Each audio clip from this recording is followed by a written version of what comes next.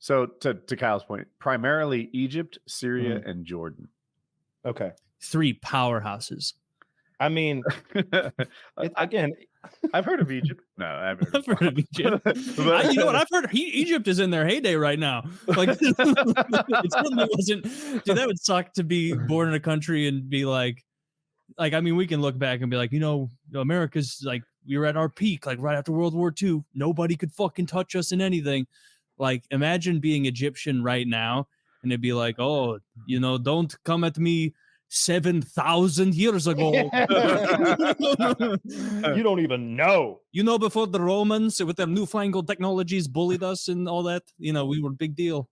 Library of Alexandria. This is, yeah. I heard the whole idea of so much knowledge being lost at the Library of Alexandria is nonsense.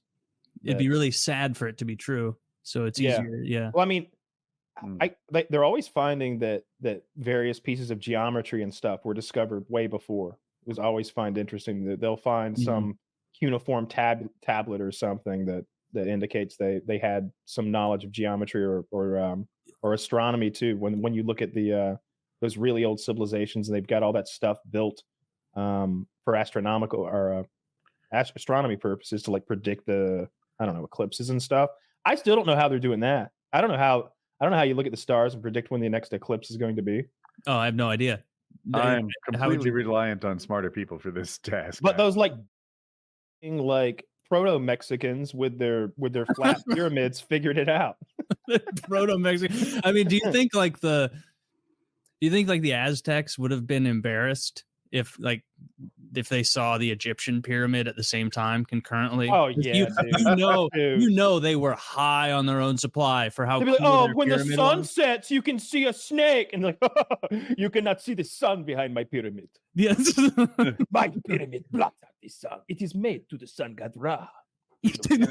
Were there many Aztec pyramids? I know there was some, probably multiple. I don't remember if it was Aztec or Inca or Maya or what, but it was like those step pyramids. Ziggurats? Yeah, kind of like a ziggurat, yeah. Except not nearly as big as like the Giza pyramids. Yeah. I always say what I said is a thing that like one of the unique things about them, when the wind blows, they make a certain noise. Like when the wind blows past the thing, it makes a noise. There's the other one where you clap and it like reverts the clap back. The sound will go to the top. In this case, a pyramid. And if it's there a cavity or a temple, like in this case, the echo will come back to you. If you clap in front of an Egyptian pyramid, nothing happens because the sound goes away. But here, the sound comes back. Why it sounds like a bird? Don't ask me that, because we don't know. But this is really impressive. And then when the sun sets on one of the equinoxes, you see like an animal's shadow like walk up the building or something on one of them. So they did a lot of stuff like that. But I think that pales in comparison when you look at the Giza pyramid, that gigantic pyramid. In fairness, they're both really cool. Like they always say those are burial tombs or whatever. I don't even know what the fuck they are. I don't think they found people in the Great Pyramid. I don't think there was a mummy in there or anything. Didn't they find Tut in a pyramid? I don't know where that was in a tomb, Taylor. It was in a tomb underground, I thought. But I don't think that there was a mummy or like a king buried in the Great Pyramid at Giza. I don't think they know what. Isn't that theorized though that like they were, but I mean thousands of years of bandits and thievery, like everything's been looted out of it. I don't think there's a tomb chamber though. Like they don't. I don't think so. Is that just like hokum nonsense where they were like, oh, and the Egyptians, when the pharaoh died, his servants would be thrown in with him, locked in the tomb so they could serve him in the afterlife. So that happening, they would do that. They would do that they would like put your dog in there, your pets, like your favorite fucking knife, like your favorite foods. They would set the place up like there was going to be a finger snap and everything in this room was going to be transported to the afterlife. Like that dead black guy with the Xbox. Yeah, exactly. But would I be a total asshole if I was like, my favorite thing is my wife. Bury her with me. Yeah, they do that. Honestly, she might she's be still alive at this point. She might be volunteering. She might be like, yes, yeah, let's go. Dude, I'd be like, and bury me with the entire Chicago Blackhawks organization. And then I'd do a little bit for St. Louis and Beyond the Grave. Hey, Taylor, some of these people are retired. I haven't forgotten. Patrick Kane being dragged screaming into my catacomb. Just to... Did you see that interview where they asked I think he was the GM of the Chicago Blackhawks, just hockey questions? I didn't see that, no. Oh, they had no idea who this guy was. And they're like, do you like hockey at all? He's a little bit. And they're like, name your 10 favorite players. And he's like 9 of them were Blackhawks, like going back a bit. And he obviously knew what he was doing. It was pretty cool. I think you'd like it even though you hate the team. Oh, I would enjoy content like that. I'll have to try when Genghis Khan died, they did that thing where they killed all the guys who buried him, and then they killed all the guys that killed them. But how do we get this story? Because I think someone was like, yeah, I killed the guys that killed the guys that buried him. I don't know shit. And then after he said that, they killed that guy. But the guys who heard it in the other side of the room, they told us. They told me. Yeah, seems. I don't know about this one. You always ask those questions, and it's like, because historians say so. Because historians, but I feel like he's a bit of a flat earther. He doesn't believe it unless he saw it. It's I feel like I'm a hollow earther. You immediately become Mac, being like, "Have you looked at the files? Have you combed through the documents?" I think it sounds I think it's a real common sense question to ask to tell a story that's like, do you know that Genghis Khan's burial party was murdered by a secondary group, and then this secondary group was killed by a tertiary group, and then this group themselves were executed to ensure the secrecy was upheld? And it's like, okay, so who talked about it? And who wrote it down? Would they not immediately be like, oh, Mr. Historian, we noticed you wrote some stuff down. Can we take a peek? And he's like, no, not for at least 3,000 years. They were burying it like medical studies. No, you can't look at this until, the year 2000. Well, they never found it, nonetheless. Well,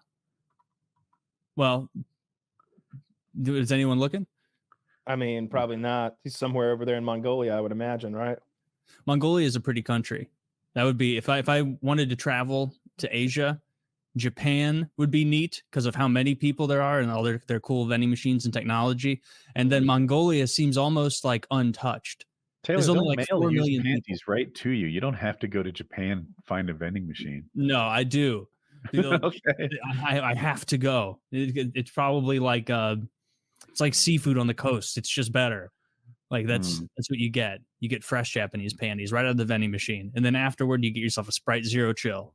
Like 28 days later, as scary as the zombies were, when they finally get to the military camp they've been trying to get to this whole time for safety, and it turns out the military camp a bunch of sadistic rapers who want to steal their women and put them in sexual slavery and kill them and put them in a ditch. It's like, dang, the zombies didn't discriminate. like you got stuck. You're right. The people were bad. I think you could still argue the zombies are the biggest problem in that universe. Yeah, I guess so. I'm more afraid of a person than I am any kind of zombie, though. Like people are conniving and tricky and just brutal and sadistic. Like at least the zombie eats you and gets it over with. Like people are awful. People stay problematic, right? Most the zombies, like you said, are dumb enough that you can build up your environment, and then they're just wild animals. I mean, people survive amongst tigers and bears and shit like that all the time. They just build up their environment until they're protected from it. You stay inside the house or what have you. People, it's hard to protect yourself from them. They're clever. Yeah. Yeah, we dominate the animal kingdom so hard. Like none of them are even like, who's even second place? Like I feel like one. If you really want to dominate the animal kingdom, you have to start breeding them out of existence, right? We need to bang so many donkeys that purebred donkeys aren't there anymore. We've on accident done that to whole species where we're like, oh, I'm sorry, was there some kind of anteater that used to fuck around here? Not anymore. I needed cheaper paper. I don't know what you're referring to, but it's still funny. I don't know, like cutting down the Amazon wherever anteaters live. There's a really good series on YouTube, and it's like all of the animals that the Romans would have seen that are now extinct, all the animals the Egyptians would have seen that are now extinct. And there's a lot of them. It's kind of sad. There was some sort of pigeon that was super numerous. There was a hunting competition, and the winner, what a loss. they killed like 3 billion of them or something. The winner of they said the winner of a hunt would kill 50,000 birds. They just killed them all. What do you kill them with? Shotgun. Wait, when was this? I don't know, 1900s, early 1900s. I thought you were talking. You seamlessly went from Rome to this, and I'm like, no, how are they getting so many? Yeah. I thought it's like rocks. No, I was saying lots of spears. There's a YouTube series for animals that the Romans would have seen that have gone extinct. For the Egyptians and so on and so forth. And just as an example of another animal that used to be around not that long ago that we drove to extinction were these pigeons that we killed off of 120 years ago or something like that. We need to do what we did to Cro-Magnons and just breed them out of existence. I need some panda people, right? Like find something that makes a baby with people. I think we came from Cro-Magnons or something like that.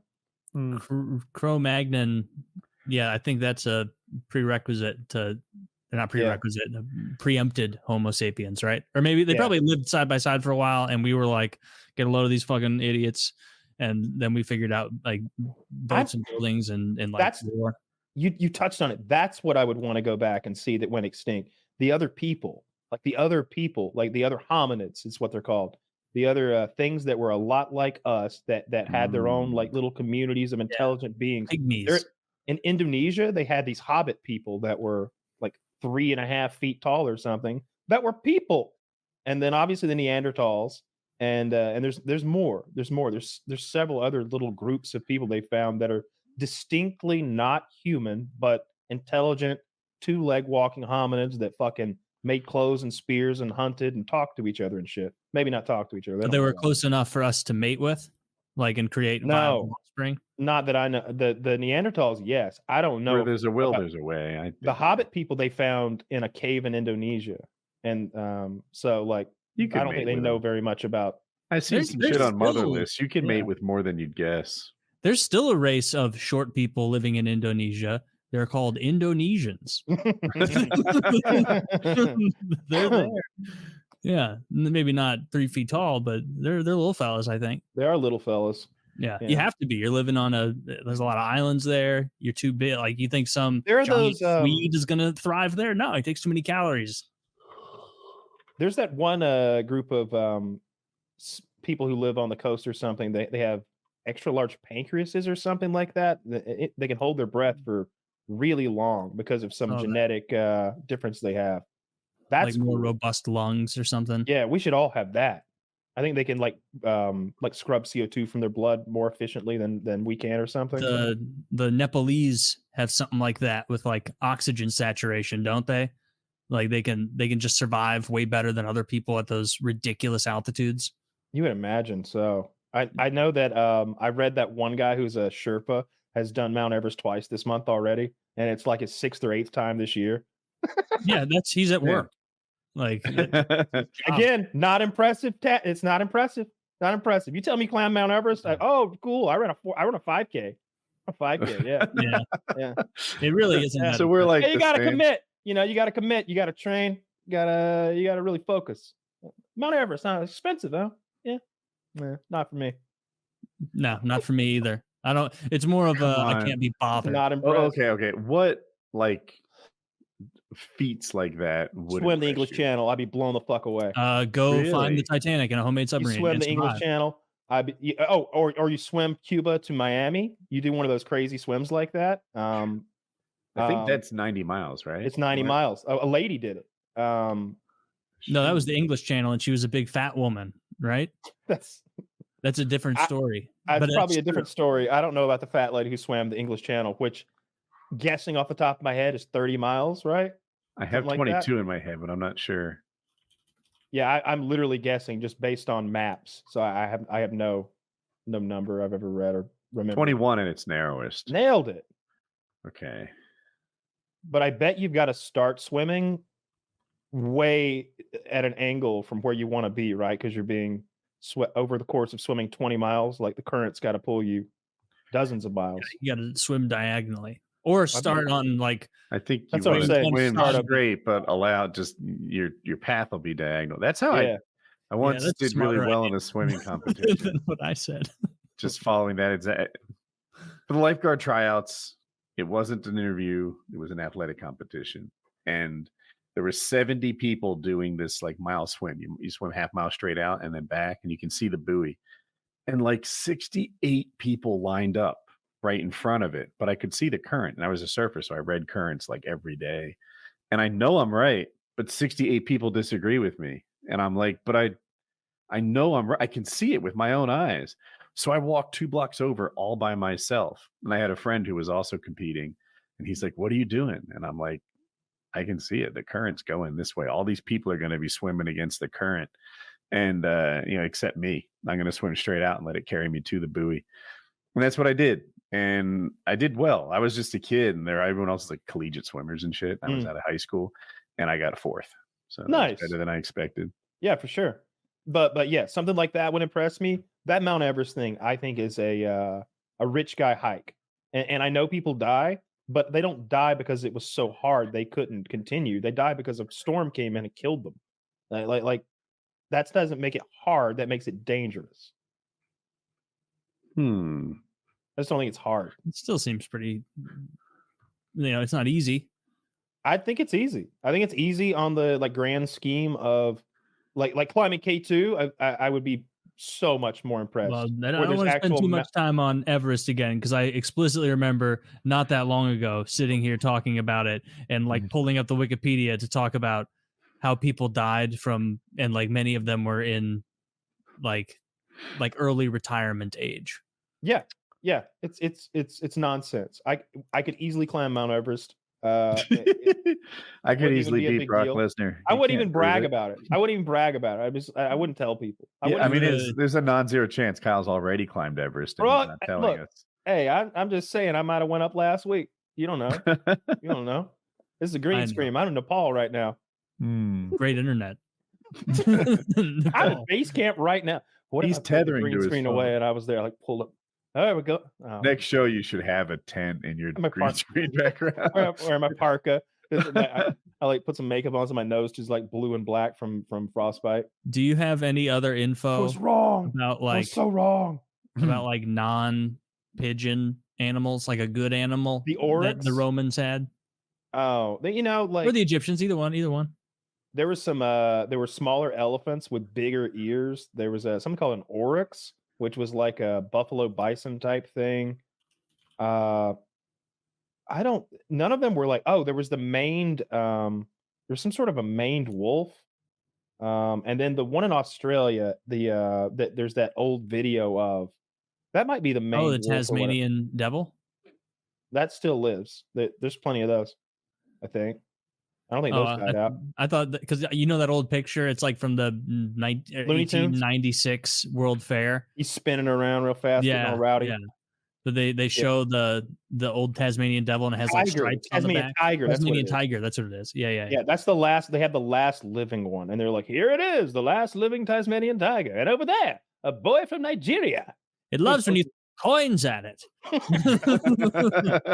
I saw that graphic today, and it was countries who at one time or another. And in the next exhibit, we have an African child.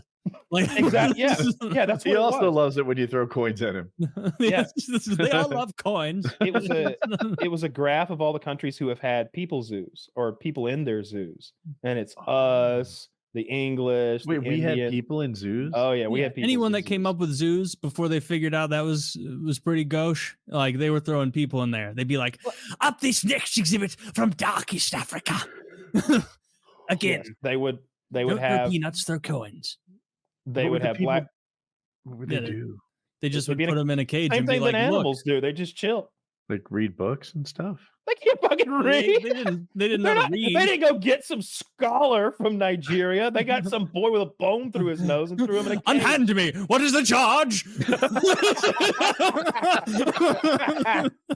Madam, Democracy. Trying to enjoy a sunny day on the Kenyan fields. Yeah, no, they didn't know how to fucking read. They just were like, Zach, find us a picture of one of them kids in a zoo. That little fellow. Some British guy literally probably showed up and was like, "Hey, this shiny new gun, all yours, as long as you let me fill up this cage and I get to have an exhibit." And they're like, "All right, dealio." Yeah, I think take them to the zoo. Buy, you can just go scoop up a few of those little fellows and nobody really know. Probably not. Well, I don't. No, I'm glad he brought up the little elephants. No, I really like this. Well, I don't know what this is. Find me. Don't show me. There. Well, there you go. Now that's what I wanted. Huh. That is what I wanted. Wait, is this? It looks like people are just swimming here. There's black. I think that's African where they people live. just like, oh, so this isn't a zoo. This is just the old Actually, one hole. black guy on the edge, and I bet he's like ready to get out of there before he joins the exhibit. There's two. I see two. You see this guy in the bowler cap? My God, who taught those black men to swim? My first day of high school, I was in the locker room, and they were taking all the smallest freshmen and jamming them into lockers. And the way these lockers worked is if you could get the doors shut, then you couldn't open it from the inside. And I'm watching these poor kids. I don't know them because we combined a couple schools to make my high school. Mm-hmm. But I don't know these strangers. I just know that small people are getting stuffed into lockers. And I was like backing away as a fellow smallie, trying not to get noticed. And some guy was like, "Look at Woody and Jimmy walking backwards away from the commotion, hoping they don't go in lockers." It's like, look at you calling me out for it. You're just like, ha. Anyway, I think it was the same vibe as that African guy watching his other Africans in the pool at the exhibit. Like, I should back away. Nah, I don't want to go in too.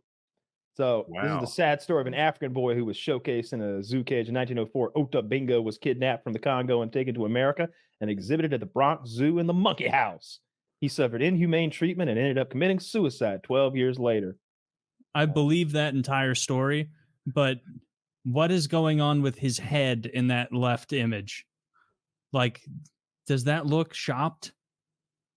The man has a tall head. Look in the right image.